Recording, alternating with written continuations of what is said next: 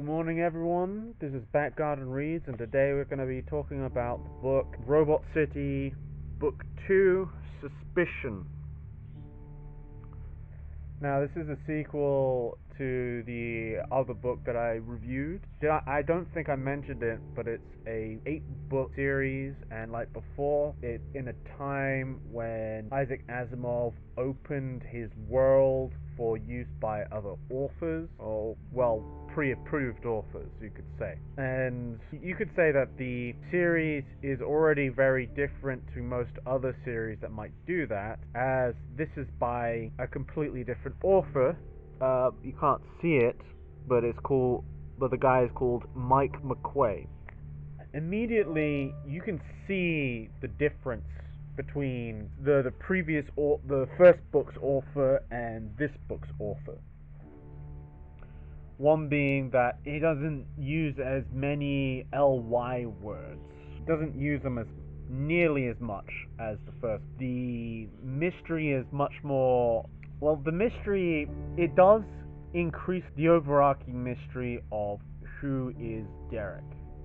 And you do get a little bit of hint of who he is in the previous book. Rises a bit more questions in this book. It's on the edge of mystery box.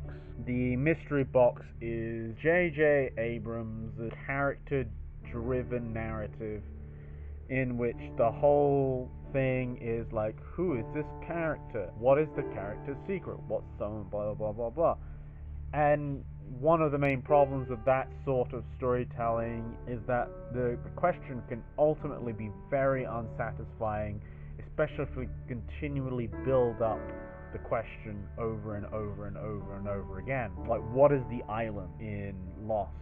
How that was ultimately a disappointment, and then Star Wars sequel, like who is Rey's parents, and it's really like hammering down on who is Rey. Like, it kind of works if the story is a kind of a mystery to begin with. Otherwise, it doesn't quite work. Where this is definitely more of a mystery than it is an action thing. Mystery boxes don't really work with action so much.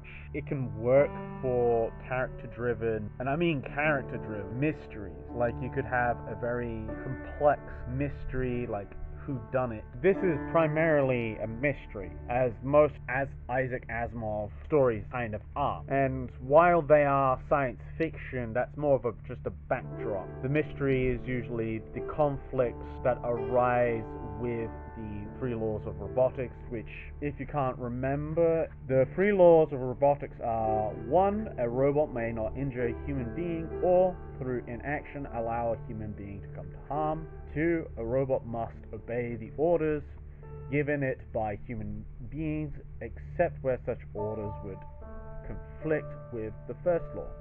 3, a robot must protect its own existence as long as such protection does not conflict with the first or second law. And that's the key part of any sort of robot story, like in the vein of Isaac Asimov. I know I said that previously, but it's just or in the previous video of this series of books.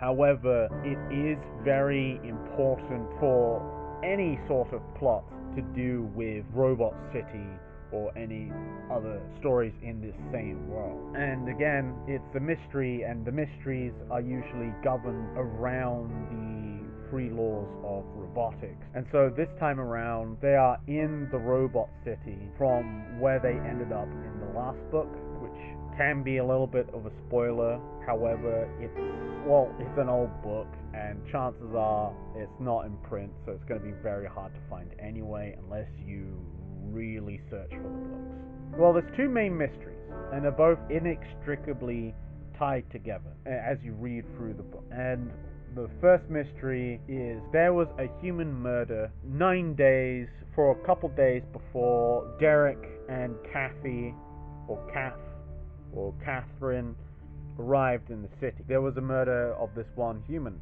And so the robot, because they themselves can't kill, or at least knowingly kill, a human, they automatically go like, well, if it's not us, it has to be a human.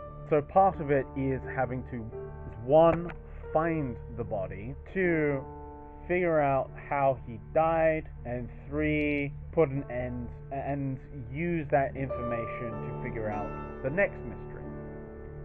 Now, the next mystery is this absolute deluge of rainfall all along the city, and it's just getting worse day by day, or night by night. And the main character nearly dies in the initial deluge, which is not a spoiler because it's very, very early on in the book, within the first couple chapters. The reason why it's such a problem is because it will inevitably cause the collapse and destruction of Robot City, which would destroy all the robots, or kill all the robots, would basically put everything at risk, because it's supposed to be an almost utopian city where robots and humans coexist. And that's brought up several times during the book, especially in the way the robots act towards the humans, or specifically Derek and Catherine, and even how the story unfolds. The characters in the story, the events, and just everything in general. Like I said, these two mysteries are intertwined, and if you read it, you'll figure it out, and it's all tied into the laws of robotics, and everything it ties up really well. You can hear one thing near the very beginning of the book, and it will be relevant later on. It's the very Chekhov's gun sort of writing that really makes this book quite a read. It does certainly help that it's pretty simple enough prose that it's not going to put anyone off. The main two characters, Catherine and Derek, are pretty interesting.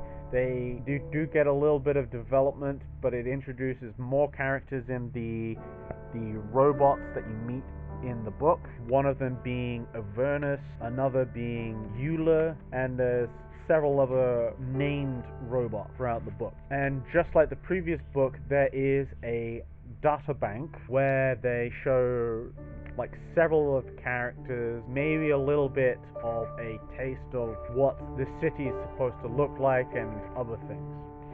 Like there, the data bank, that's Kate, or Catherine Burgess. And here's the city, which looks somewhat similar to the Batman Beyond city.